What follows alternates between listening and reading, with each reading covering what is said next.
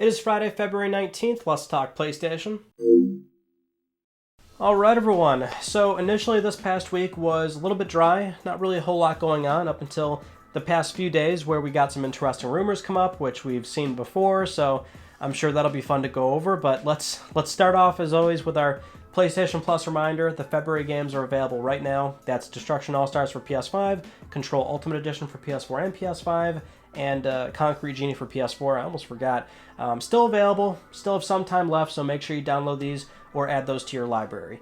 Let's start with the Nintendo Direct on Wednesday, actually. It's been a long time since we had a long-form Direct, about 500 days or something crazy like that. And I'm only mentioning this because, as we often discuss with these events outside of PlayStation, we still see plenty of third-party announcements, and those announcements mean those games naturally come over to PlayStation, Xbox, PC, all that good stuff. So we'll just go over some quick highlights here for some games that are coming to PS4 relatively soon. So starting off, Samurai Warriors 5 was announced coming to PS4 this summer. This is a reimagining of the franchise.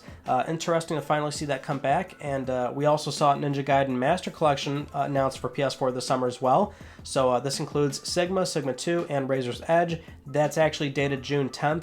We also haven't seen Ninja Gaiden come back in any sort of meaningful way, or at least somewhat recently, and granted this is a collection, but still good to see these games get brought forward.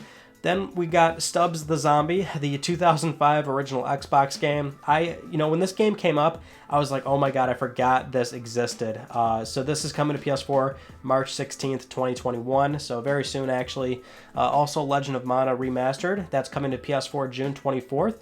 Seems like this is a good opportunity for people to maybe give this a second chance if you didn't like it the first time you played it. Then Knockout City was announced. That's coming May 21st for PS4. This is a dodgeball arena-style multiplayer game. The trailer was a little bit cringe here, but interesting concept. I'll certainly at least give it one try before probably not playing it again, because I'm still not super big into multiplayer games. But that was some of the highlight announcements, and granted, nothing for PS5 specifically. If it's, a third party or a smaller team, you might see a PS5 enhancement later down the road, but we are still in that cross-gen period, so still plenty of PS4 software coming. So I know there's always this anxiety of trying to buy a PS5 and they're all sold out, but you really don't have to right now because there's still tons of PS4 games on the way. Now, moving on to our next news story, Sony recently broke a January NPD record with PS5. This is another situation where Sony was not number one in terms of unit sales. That went to Nintendo Switch because there's a lot more of those to go around versus PS5 where there's clearly stock issues. But PS5 is more expensive, so $400 to $500, it generated the most in overall dollar sales. And apparently this is the new peak, so it beat the record previously held by Nintendo in 2009 with the Wii, where, that was the peak of dollar sales. It was well over 10 years ago for the month of January, which is pretty interesting considering that means PS4 was not able to beat that in January 2014. So that tells us one of two things in this situation, which is either Sony is indeed making more PS5s versus PS4. Granted, it's probably very close, but probably a little bit of that, alongside the fact that Sony's allocating more PS5s to North America this time around against other territories. So between both of those, that's probably what's at play here.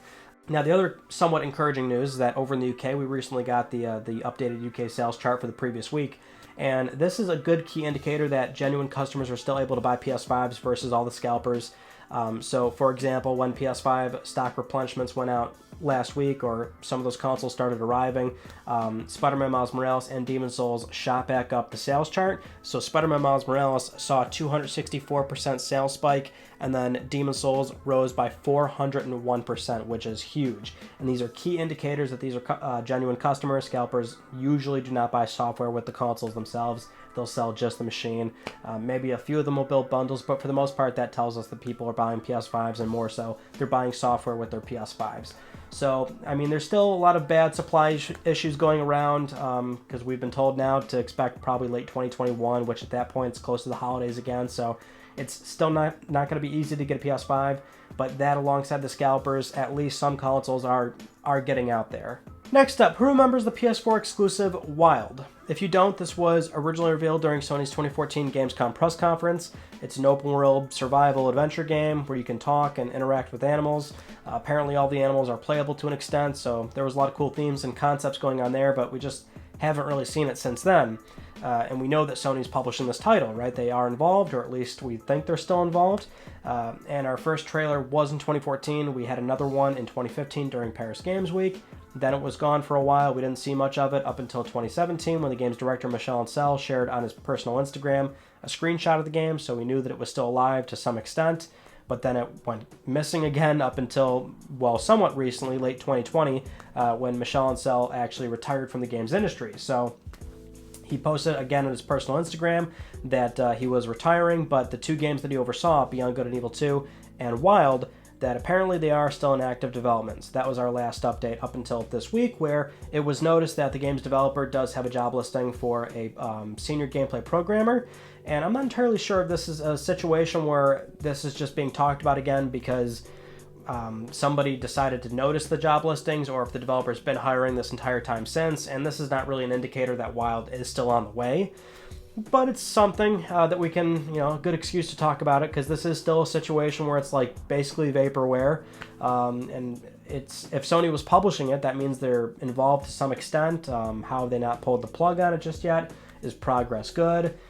Clearly there's a problem here, but we do know that the game started development pretty much close to its reveal. So obviously it was going to take a while for it to come out anyway, but certainly something has happened behind the scenes and we don't have the full story just yet. Same with Beyond Good and Evil 2, which did get a newer trailer, but even that's not looking too optimistic. So we'll see what happens with these games. Moving on to our next news story, filed this one under completely random, totally out of left field, and kind of bizarre how this is being handled, but we recently got a Ratchet Clank little TV series, or I guess one little episode called Ratchet Clank Life of Pi, and fans discovered this first, so Sony didn't announce it, Sony didn't promote it or anything like that.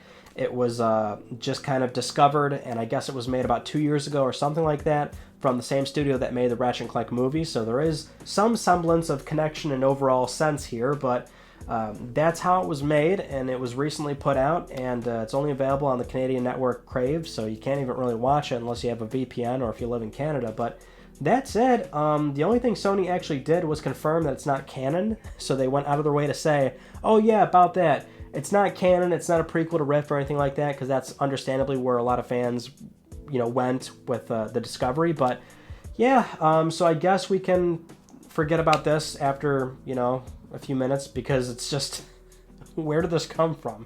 So weird.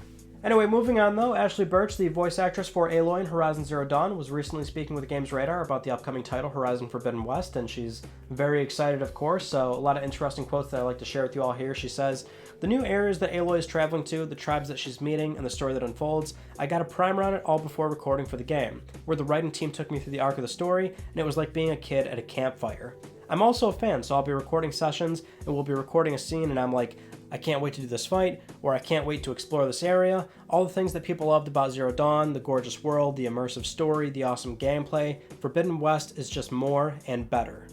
For me, it's always exciting to see the voice talent be so hyped up about their own project and being just as enthusiastic as everybody else, and that's great to see, especially for a game like Horizon, where it did so well when it launched in 2017. And the trailer for Forbidden West, it's great to have, but it's something where, I think we're getting ready to see more footage of it, and it's a situation where we're a little bit nervous when it comes to the overall software lineup for not just PS5, but everything, where COVID's still playing a major role in delays that could be anywhere from a few months to possibly upwards of half a year, right? And so when we talk about the 2021 God of War that we're expecting, where we don't have any footage to speak of whatsoever, we're a little bit nervous that that's probably in all likelihood going to slip out of 2021. Granted, not every single development cycle is equal, but Horizon has been in the oven for a little bit longer, so hopefully that is the one major PS5 game that we do get this year, alongside Ratchet. Returnal certainly looks like it's going to be a thing. Also GT7, assuming that does ship this year. Again, we've seen more of GT7 versus something like God of War, and we still are wondering what 2022 and beyond is going to look like. But of course, we'll probably get some major state of plays and things like that throughout the year that'll give us a better view of what the overall release timeline really looks like. But at least for Horizon, I'm excited to see more, and hopefully that's going to be soon. Now, while we're talking about Horizon, this is a good segue to our next news story, which is the potential of Horizon getting its own full-scale VR experience, a standalone game, which it could be on the current headset or maybe even PSVR 2. We don't know for certain here, of course, but this rumor isn't brand new, so we'll actually go back to its origins and kind of work through what we know up to today. So back during April 2019, the developer Firesprite, whom they're comprised of former Sony Liverpool staff, they were hiring for a number of positions to take on a globally recognized multi-million selling action RPG and create a full-form PlayStation VR game. That's what their job listings said back then. Now, given the context, this developer has a good relationship with Sony. They worked on the Playroom, they did support work there, and they released their own game called The Persistence, which was initially a PSVR exclusive, and then the job listing that we just went over, that's what made many people think that, okay, maybe it's Horizon. Then, a few months later, in October, Callum Hatter, who is a VR consultant and producer, sent out this tweet, and I quote here, "Was recently made aware of a very exciting new PlayStation VR game coming out of London studio. Not sure whether it'll be for PS4, PS5, or both, but it's really exciting, and an announcement could be on the horizon." So, clearly they're teasing possibly a Horizon VR game. Now, recently, up to the present day, we've got more job listings from Firesprite that are pretty much referencing the same thing. It says, for the lead producer role, it mentions a VR action-adventure project adopted from one of the most original and successful multi-million selling console IP. It reads, "Partnering with the IP holder to create a whole new chapter in the exciting and highly original universe they have established, utilizing the full immersive capabilities in VR to build a new narrative for fans and newcomers alike." So, at this point, we've got the Firesprite job listings and then one slight tease that London Studio is working on a Horizon VR game. But the thing is, a few months ago, London Studio removed a lot of the VR references on their main site, so job listings were altered. Stuart White, who is the director of VR product development, he's now the studio head, and there's still PSVR imagery on the site, but direct references to VR development is gone. So it seems like London Studio might be going in a different direction, which, you know, this studio has been well known for being in a different direction outside of Sony's normal wheelhouse, because I mean they've done things like, well, not only VR recently but also iPad, Buzz, SingStar. I mean they've got more traditionally funded projects like The Getaway, but I would actually like to see them go back to something like that, right? Give them a nice healthy budget, let them do a nice completely new original IP for PS5. That's kind of where I think Sony's first party is better suited across the board, whereas you know, they can continue to do second party experiences. We know that Sony loves to do those, right? So they can you know, continue all these experimental projects with what would be smaller teams, and we know they're very committed to the VR space, so do that. I mean, we've got tons of small independent VR developers working on PC. Step in as the console manufacturer, give them a nice healthy budget they've never had before, foster some talent, work directly with you know, XDev. I mean, you can get the wheel spinning here. I mean, Sony's done this plenty of times over for well over a decade at this point, so that might be the better approach here, and that's why Firesprite that's why they make sense, because they're probably the ones that are actually doing this. But to refer back to Callum's late 2019 tweet, this could be two things, where maybe he misheard, or two, London Studio is still doing VR stuff, and it's a collaborative work with Firesprite. Now, the big elephant in the room is it for the current headset, or is it for PSVR 2? Now, something like Horizon, if that's what this is, keep in mind there's no direct confirmation, of course, but I mean, when you put everything together, there's not that many IP that really fit that bill, so, and the relationship with Sony, it seems like it might be Horizon. So if it is Horizon, you would want that to be on the next-gen headset. It would be a great launch title, a great proof of concept. Hey, look what we accomplished in virtual reality. It looks super great. It's, you know, accessible, or more accessible than VR usually is. But we don't know when that headset would be ready. You know, we've said this before, we only have one headset to reference in Sony's history, which is PSVR on PS4. It was announced 1 year later, came out in 2016, so 3 years later. If that's the same formula here, then we'll learn about it this year, and I kind of think it would be more of a soft reveal, so just like an article or a PS blog post that says, yes, we're working on it, but we're not ready to talk about it. That would probably be more appropriate, I'd imagine, so not more of a full-blown reveal where we actually see the headset and get some specs. I don't know, but that seems like that would be the best approach, or kind of what I'm expecting in this circumstance. For our next news story, if you remember last week, we were talking about the DualSense drifting issues, and it did not take very long at all for that U.S. law firm to file suit. So that's one thing we talked about, was that law firm was evaluating customer experiences. So how easy was it to return a controller? Do you have drift on your DualSense? And I think right after that upload or shortly after, they filed a class action lawsuit against Sony. So they were alleging they know the controllers are drifting, that it hampers gameplay, that they did some internal testing, and that they know that's kind of what they're accusing Sony of. So now Sony gets to join Nintendo and Microsoft for pending controller drift cases. And, something like this, I mean, it takes years to resolve. The U.S. court system is so slow, and Sony's not going to publicly acknowledge this or say that, yeah, there's a problem or whatever, and especially now, right, because it's way too soon. There's no easy way to have a good read on how often controllers do have drift, whereas, say, something like Switch, it's been on the market long enough, and granted, I don't think we have a percentage there, but there's plenty of people speaking just from personal experience about how they run into it. So, no amount of surveys or data is going to give us a good idea of how problematic it is on the DualSense. Hopefully it's not too widespread again, but the good thing is that the DualSense can be, each controller has firmware that can be updated and adjusted. Hopefully the UI has something that can calibrate the sticks. Nintendo has this, and I just tried it for my Joy-Con actually, and it didn't work, so it's not great, but yeah, it'll be a long time before we see anything meaningful outside of this, and I doubt Sony's going to make a big deal out of it right now. Anyway, moving on though, we've got another update to the Silent Hill rumor, which I know at this point a lot of people, they're really tired of hearing about this one, but we've been following this rumor long enough, and the original rumor suggested that Sony was involved in some way, so that's kind of why we've been following it here. But at least with this update, this is the most exciting in terms of credibility, or I guess trying to piece it together. It's making a little bit more sense, right? So we'll kind of work through this one. There's a lot of layers here, but this started with developer Bloober Team, best known for Layers of Fear, Observer, Blair Witch, The Medium. They were speaking with GameIndustry.biz, where they say, and I quote here, "We've been working for more than a year on another gaming project, another horror IP, and we're doing this with a very famous gaming publisher. I can't tell you who, I can't tell you what the project is, but I'm pretty sure when people realize we're working on it, they will be very excited."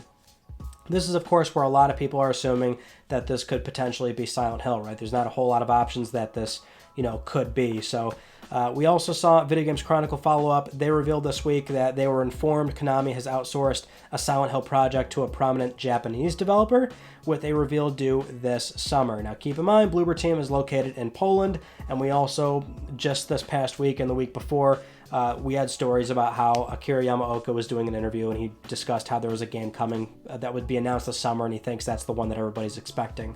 Now, if you recall, our very original Silent Hill reboot rumor mentioned Konami was courting developers for potentially doing 2 Silent Hill games. That was the original rumor, and one would be episodic, probably choice-based, and the other one was a soft reboot. This is when Supermassive Games, they were approached to presumably handle the episodic one, but that didn't work out. And among all this, Video Game Chronicles also says that Konami normally wouldn't want to outsource their IP, but due to the poor performance of Metal Gear Survive and Contra Rogue Corps, they're now more open to this idea. And actually, they're also looking into possibly doing external development for things like Castlevania and Metal Gear Solid. It's also important to point out that the source for Video Games Chronicle could not directly confirm if Bloober Team is making a Silent Hill, just that there is a prominent Japanese developer that is, and that goes back to our original rumor where Sony is possibly involved. That could be something like Japan Studio, and maybe Kojima's also involved, right? That was a discussion topic for a little bit there, where he actually wants to do a horror game, and that could be something where, Kojima and Konami, there's bad blood, but if you have Sony to kind of facilitate that deal and make sure that Konami's hands off and Kojima can do his thing, that certainly makes sense, and makes sense to a degree, right? I mean, the thing is, it could definitely be for another developer. This could be a situation where Bloober is handling the episodic one, or maybe they are handling the soft level reboot, and this could be a situation where Sony isn't involved whatsoever. Apparently Sony does have at least marketing rights for one of these games in particular, but this is just a situation where there's too many things that are fitting together between all these different sources and people talking about it, right? So I know it's annoying to keep hearing about this one come up, but we've seen stuff like this time and time again in the games industry, where you can sort of pick up on what's actually happening behind the scenes and what's not, right? Where a rumor sounds totally ridiculous, and one where it's like, okay, probably is happening, but the reality is, how far will it realistically get to a consumer reveal, but also a consumer launch, right? We saw something like PT where that got a full reveal, a playable demo, canceled. So, I think at this point, it's just something where people want the actual game in their hands far beyond the actual reveal. But the reveal, of course, is, I think, going to help a lot of people get a better view of what these 2 projects actually look like. And at least for Japan Studio, if it is Japan Studio, I think you could get something really special there, and that's even accounting for the fact that a lot of the talent left to go form Boetk Game Studio. Bloober Team, I see a lot of people are very concerned there. I can certainly see where they're coming from. Bloober Team doesn't have the best portfolio behind them, but to their credit, they've certainly improved with every single release. So I know a lot of people view their games as mediocre, subpar, or borrowing too much from other established franchises. My only concern is that it's maybe too early to give them something like Silent Hill, where it's a very beloved IP, right? I would like to see them do their own new IP to the point where it really is received well amongst others. The Medium is certainly a good game. It's a fine game, but it's still got its fair share of problems, and it's just something where I don't know if they're quite ready yet for something like Silent Hill, but that could have also been a cheaper contract when it came to Konami fielding it out, right? So that's all we've got right now, but there's just a lot of pieces that they do fit together, and again, we will keep watching and see what happens. Now, with all that said, it is time to get to Let's Talk Plus, the weekly Let's Talk PlayStation giveaway where one of you can win a $10 PSN code. I would like to congratulate this viewer right here. I'll be contacting you very soon via email or Twitter. If you would like to win a $10 PSN code, it's very easy. Follow the link down below. Supporting this channel, a number of ways can gain you an entry, and I'll announce the winner next week because I'm trying to pay for your games. Those are all the news stories that I want to talk about with you all. Our Tuesday video was why you should buy a backwards compatible PS3 with your PS5 or a potential PS5 purchase down the road. Between those two consoles, you've got 27 years of coverage, which is really good considering it's only 2 consoles plugged in. Not too bad, so check it out. We talk about what models you should be looking at if you're interested, what kind of compatibility you can realistically expect, but also the reliability concerns of those early models that there's potential fixes that you can look at for that as well. So go check it out. And we've probably got a Tuesday video coming on time, I hope. If not, you can always follow on Twitter. I'll keep some updates posted there. But other than that, that's it. That concludes this week's episode of Let's Talk PlayStation. I'm Ryan Boetk. Thank you all so much for talking with me, and I will see you all next Friday.